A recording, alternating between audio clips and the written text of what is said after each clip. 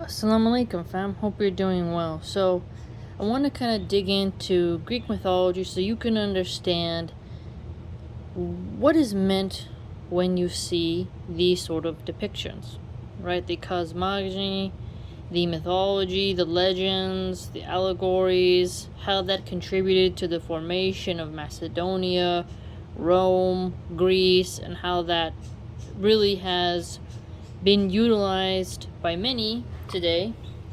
So what's beneficial from this is you just learn about basic history, and also you begin to think about what was the purpose of teaching these things to their youth.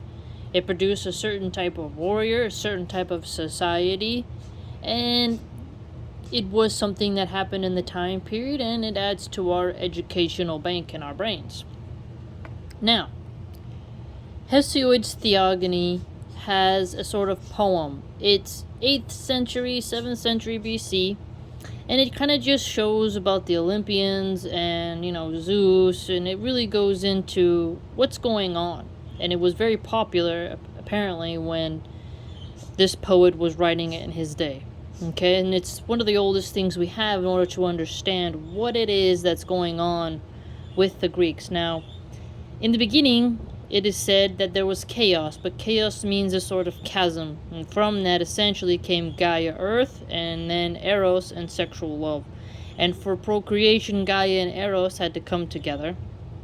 What's interesting further is that Tartarus is below the earth, and this Greek religion, this mythos, later adopted by the Romans, contend that everything came from Tartarus.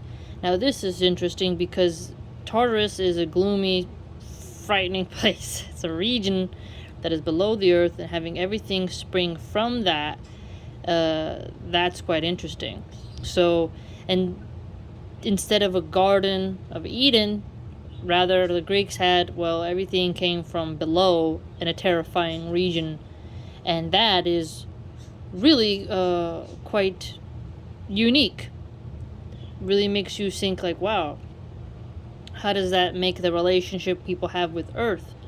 Earth would be sense of, wow, it's really calm and peaceful. So if you compare that to how the Christians view it of, us Muslims as well, maybe you could argue for the Jews is further, but just this idea of a garden abode and descending to Earth, whereas in Greek mythology, it's below the earth, coming into the earth, right? I thought that was quite unique. Now, from this, there comes a sort of thing that Gaia produces. She produces Ouranos, which is the sky. She later mates with him, and then produces this progeny known as the Titans. Now, for the Titans, you have Okeanos, which is the ocean. You have Kronos, who is the youngest and most deviant offspring. And then you get the Cyclops. Now, the Cyclops is one-eyed, and from his shoulder comes forth these 3 monsters that have 50 heads each and 100 arms each. Now, what's strange is that Gaia and Ouranos, the sky, they actually mate with one another.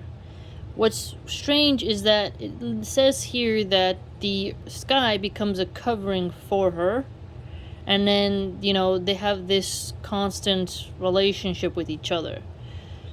So, it's interesting how the sky is like this male figure, and then you can imagine like a husband and wife, they're coverings for each other. They are like these blankets upon one another that bring forth life.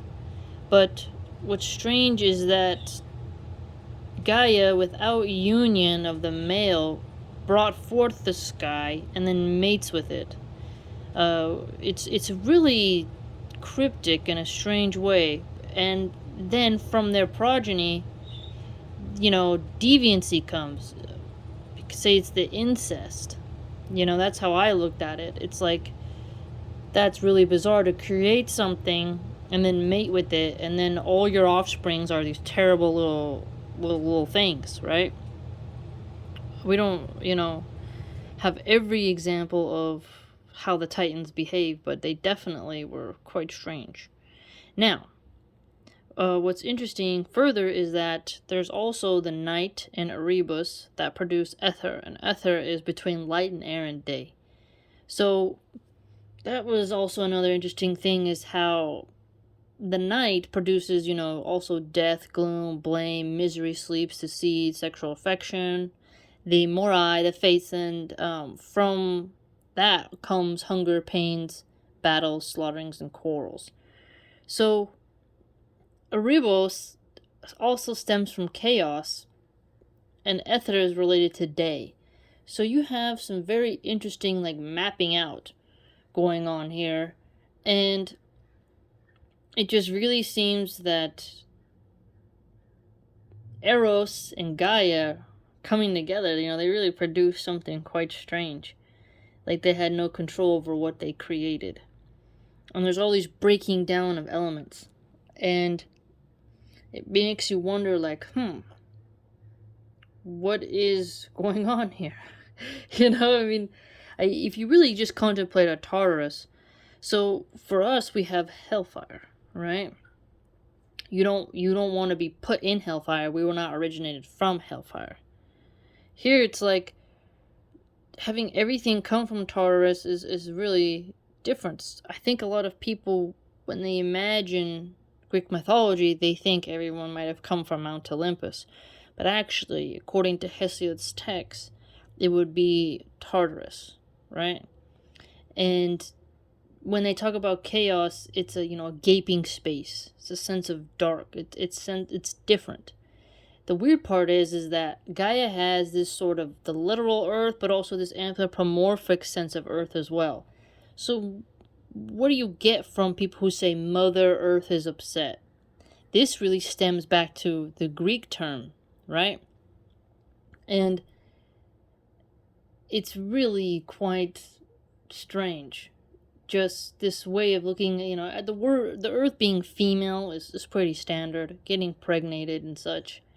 But it really is quite strange. The sky is male, and the Earth being female is typical if you thought about it.